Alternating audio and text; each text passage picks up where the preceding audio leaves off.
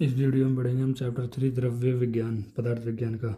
और इससे पहले हमने सामान्य विशेष और क्रम और समवाय ये चार चैप्टर पढ़ लिए हैं पिछले वाली वीडियो में। इसमें पढ़ेंगे हम द्रव्य विज्ञान। द्रव्य विज्ञान, द्रव का मतलब क्या होता है? कह रहे द्रव का मॉडर्न में मतलब जैसे देखो, हम द्रव को जानते हैं मैटर। मैटर क्या होता है? जो भी कोई चीज़ स्पेस और मास कवर्ड करे उसको हम बोलते हैं मैटर। ठीक है। द्रव्य मतलब सेल्फ एग्जिस्टेंस होता है, मतलब जिसका खुद का सेल्फ एग्जिस्टेंस है उसको बोलते हैं द्रव्य। जैसे मान लो ये पेंसिल है तो ये भी एक द्रव्य है, ये एक बुक है तो ये भी एक द्रव्य है। अब द्रव्य का हम परिचय देखेंगे इसमें। द्रव्य का परिचय देखो कि पहला वैशेषिक दर्शन ने भाव पदार्थ में द्रव्य को प्रथम स्थान दिया है। गुण और क्रम दोनों में द्रव्य आश्रित रहता है। वैशेषिक दर्शन ने भाव पदार्थों में द्रव्य को पहला स्थान दिया है। ठीक है। और हमारे भाव पदार्थ क्या होते हैं? सामान्य भाव पदार्थ क्या होते हैं अकॉर्डिंग टू वैशेषिक दर्शन? द्रव्य, गुण, कर्म, सामान्य, विशेष और समवाय। और चरक के अनुसार क्या होते हैं? सामान्य, विशेष, द्रव्य, गुण, कर्म, समवाय। तो इनको आपको दोनों को याद कर लेना है, क्योंकि जितने भी भाव पदार्थ के चैप्टर है उनमें सब में वैशेषिक और चरक का सीक्वेंस आता है, तो इनको आपको याद कर लेना है। ठीक है। फिर गुण और कर्म दोनों में द्रव्य आश्रित रहते हैं। जो गुण और क्रम मतलब द्रव्य में बताया जा रहा है, द्रव्य में गुण और कर्म होते हैं। चरक संहिता के षड पदार्थ में द्रव्य का चौथा स्थान है। तो चरक संहिता के अनुसार षड पदार्थ क्या होते हैं? षड पदार्थ वही सामान्य, विशेष, द्रव्य, गुण, कर्म, समवाय। तो उनमें कह रहा है कि जो द्रव्य का चौथा स्थान बताया गया है। फिर द्रव्य शब्द की व्युत्पत्ति क्या बताया गया है कि ध्रुवगतो धातु में यत प्रत्यय लगाकर द्रव्य शब्द बनता है। मतलब द्रव्यगति धातु में अगर यत प्रत्यय लगा दोगे तो द्रव्य शब्द बन जाएगा। तो इसका अर्थ क्या है? इसका अर्थ है गति। और द्रव्ति गस्ति परिणाम इति द्रव्यम, जो परिणाम को प्राप्त होता है उसे द्रव्य कहते हैं। परिणाम मतलब जो चीज़ रिजल्ट को प्राप्त होती है उसे हम बोलते हैं द्रव्य। फिर जो संयोग विभाग को प्राप्त होता है उसे द्रव्य बोलते हैं। संयोग विभाग का मतलब होता है जैसे मान लो ये पेंसिल है तो मैं यहाँ से विभाग हो गया, मेरे हाथ से संयोग हो गया, तो उसको भी कह रहा है कि मतलब जिस किससे हो रहा है? ये द्रव्य में संयोग विभाग हो रहा है ना, तो उस ऐसे बताया जा रहा है जैसे जो संयोग विभाग को प्राप्त हो जाए उसे द्रव्य बोलते हैं। अब द्रव्य के लक्षण या फिर लक्षण बोलते हैं, डेफिनेशन में परिभाषा बोल दो। वैशेषिक दर्शन के अनुसार इसका आपको श्लोक याद करना पड़ेगा। इसका श्लोक क्या है? क्रिया गुणवत समवाय कारणम इति द्रव्यम लक्षणम, मतलब क्रिया मतलब कर्म, क्रिया और गुणयुक्त एवं समवाय कारण में द्रव्य के लक्षण होते हैं। द्रव्य के कौन से लक्षण होते हैं? क्रिया और गुणयुक्त एवं समवाय कारण का द्रव्य के लक्षण। मतलब कह रहा है कि द्रव्य में क्या होता है? जो क्रिया और गुण होते हैं वो कह रहा है कि द्रव्य में समवाय कारण तरह रहते हैं। मतलब द्रव्य मतलब जो कोई भी द्रव्य होगा उसमें गुण होगा और उसमें कर्म होगा और वो समवाय संबंध से रहेंगे। जैसे मान लो कोई भी द्रव्य है उसमें गुण और कर्म होंगे और वो समवाय कैसे होंगे? वो समवाय संबंध से रहेंगे। अब जैसे देख लो क्रिया और गुणयुक्त, क्रिया और गुण सदैव द्रव्य में ही आश्रित होते हैं। क्यों? क्रिया और गुण सदैव द्रव्य में आश्रित रहते हैं। क्रिया और गुण या कर्म में आश्रित नहीं रहते। मतलब हर एक द्रव्य में गुण होगा और क्रिया होगी। जैसे मान लो पेंसिल है, इस पेंसिल का देख लो कि इस पेंसिल का कह रहा है क्रिया क्या है? इस पेंसिल का क्रिया कर्म क्या? लिखना। और इसका गुण क्या है? इसका लाल रंग, जो लाल है काला, ये इसका गुण हो गया। तो कोई भी द्रव्य सही सब में एक कर्म होगा और एक गुण होगा। ठीक है। फिर बताया जा रहा है जो गुण है वो केवल द्रव्य में होता है, कर्म में नहीं होता। यहाँ क्रिया द्रव्य में आश्रित रहती है। जो क्रिया है यानी कर्म वो द्रव्य में होता है, ऐसा कहा गया है। परंतु उस क्रिया सर्वव्यापी द्रव्यों में नहीं रहता। जैसे आकाश, काल, दिशा आदि को छोड़कर सभी द्रव्यों में रहता है, समझना चाहिए। क्या बताया गया? जो क्रिया यानी जो कर्म है वो सर्वव्यापी द्रव्यों में नहीं रहता। सर्वव्यापी द्रव्य मतलब कैसे द्रव्य? ऐसे द्रव्य जो हर जगह प्रेजेंट होते, जो नित्य होते। जैसे मान लो आकाश हर जगह प्रेजेंट रहेगा। काल, समय, दिशा ये सब हर जगह प्रेजेंट रहेंगे।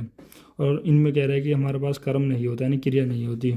क्यों नहीं होती भाई? क्रिया यानी कर्म जिसकी एक्चुअली मतलब क्या होता है? जब जहाँ जिनमें संयोग और विभाग हो सके। और सर्वव्यापी द्रव्य से आकाश हो गए तो यहाँ पर तो संयोग विभाग कभी होगा ही नहीं, क्योंकि वो तो हर जगह प्रेजेंट है।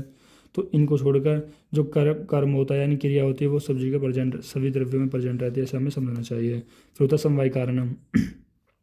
द्रव्य को समवाय कारणम कहा गया है। समवाय कारण का मतलब होता है जो डिपेंड करे एक दूसरे पे, यानी कि जो द्रव्य में कर्म और गुण दोनों ही प्रेजेंट होंगे। यहाँ गुण और कर्म का समवाय कारण है, ऐसा अर्थ लेना चाहिए। नित्य संबंध को समवाय संबंध कहा गया है। नित्य संबंध क्या होता है?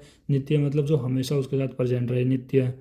उत्पन्न होने वाले गुण और कर्म, जैसे जिस जिस द्रव्य के गुण कर्म है उस द्रव्य में वे समवाय संबंध में रहते हैं। मतलब जिस द्रव्य के मतलब कोई भी द्रव्य, मान लो ये भी कोई द्रव्य, जैसे त्रिफला ले लिया आपने, त्रिफला ले लिया तो त्रिफला के कह रहे कुछ गुण होंगे और कुछ कर्म होंगे।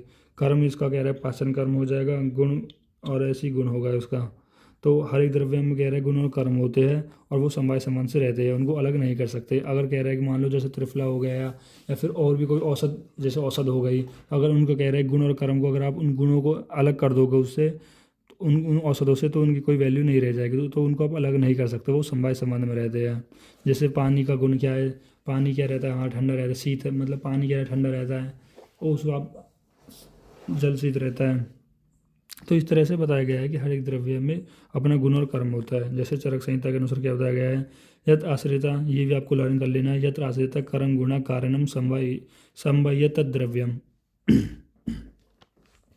क्या बताया गया है कि कर्म और गुण जिसमें समवाय संबंध, मतलब कहने का मतलब वही है जिसमें कर्म और गुण जिसमें समवाय संबंध से आश्रित हो उस और जो समवाय कारणों से द्रव्य कहते हैं। कुछ नहीं है कि द्रव्य में और गुण में, कर्म, ये तीनों में क्या है, समवाय संबंध होगा, समवाय संबंध होगा, उसे ही हम द्रव्य बोलेंगे। जैसे अब कह रहे हैं द्रव्य क्या हमारा आश्रय और गुण और कर्म क्या आश्रय, यानी कि जो गुण और कर्म है वो द्रव्य के अंदर रहते हैं इसलिए आश्रय हो गए, और आश्रय यानी कि गुण और कर्म को जगह दे रहा है इसलिए द्रव्य आश्रय हो गया। यत आश्रिता कर्म गुणा, मतलब यत आश्रित कर्म गुणा से यहाँ यह तात्पर्य है कि जिसमें कर्म गुण समवेत हो, मतलब जिस भी द्रव्य में कर्म और गुण दोनों प्रेजेंट हो, द्रव्य और गुण और द्रव्य में गुण और कर्म समवाय संबंध में आश्रित रहते। वही वाली बात है कि द्रव्य में कर्म और गुण है वो समवाय संबंध से रहेंगे। यानी समवाय संबंध कहने का मतलब है कि हर एक जो भी कोई द्रव्य होगा उसमें गुण और कर्म अवश्य ही होंगे, बिना कर्म गुण के वो द्रव्य, गुण और कर्म के वो द्रव्य नहीं कहलाएगा। कारण समवायतम, जो समवाय कारण हो, द्रव्य गुण हो, कर्म का समवाय कारण उस द्रव्य कहता है। समवाय कारण के संयोग से कार्य उत्पन्न होता है, मतलब समवाय कारण के संयोग से मतलब कह रहा है कि द्रव्य में जो गुण और कर्म है जब इनका संयोग होता है, द्रव्य में गुण और कर्म का, तभी क्या कोई कार्य उनके संयोग से उत्पन्न होता है। गुण और कर्म एक साथ कार्य से उत्पन्न नहीं कर सकते, मतलब केवल गुण और कर्म एक साथ कार्य उत्पन्न नहीं कर सकते, द्रव्य भी होना चाहिए, अंत वह समवाय कारण नहीं है। फिर चरक संहिता के अनुसार देख लो, चरक संहिता के अनुसार द्रव्य लक्षणम तू क्रिया गुणवाद से समवाय कारणम मिति, जिसमें क्रिया और गुण गुण रहते हैं उसे समवाय कारणम कहते हैं। वही है क्रिया, मतलब जिसमें कर्म और गुण रहते हैं उसे समवाय कारणम बोलते हैं, उसे द्रव्य बोलते हैं, सब वही है। भाव प्रकाश के अनुसार देख लो कि रसादीनाम पाचनाम भूतनाम यद्र आश्रिता भूतनाम भूतम तदा द्रव्यम, मतलब कहने का मतलब रस आदि गुरस गुण वीर्य विपाक और कर्म को जो आश्रय है जो आश्रय है वो द्रव्य का, मतलब जैसे द्रव्य में है, द्रव्य में क्या होगा, रस होगा, गुण होगा, वीर्य होगा, वो सब इसके अंदर रहते हैं ना। तो इन सब के बारे में बताया जा रहा है। जो मतलब कह रहा है कि जो रस का, गुण का, वीर्य का, विपाक का और कर्म का जो आश्रय है, मतलब जो आश्रय है, मतलब आश्रय कौन है, द्रव्य। ये सब चीज़ें किसके अंदर रहती है, द्रव्य। भाई द्रव्य आपने देखा होगा ना कि उस द्रव्य के अंदर रस होगा, द्रव्य के अंदर गुण होगा, उनके अंदर वीर्य होगा, विपाक, विपाक मतलब जब खाना, विपाक क्या होता है, जब खाना पचता है, जब खाने का जठराग्नि काम करती है तो उसको विपाक होता है, और कर्म होता है। तो वो सब कह रहा है कि वो उनका जो आश्रय, आश्रय कौन, द्रव्य, मतलब ये सब द्रव्य के अंदर रहती है।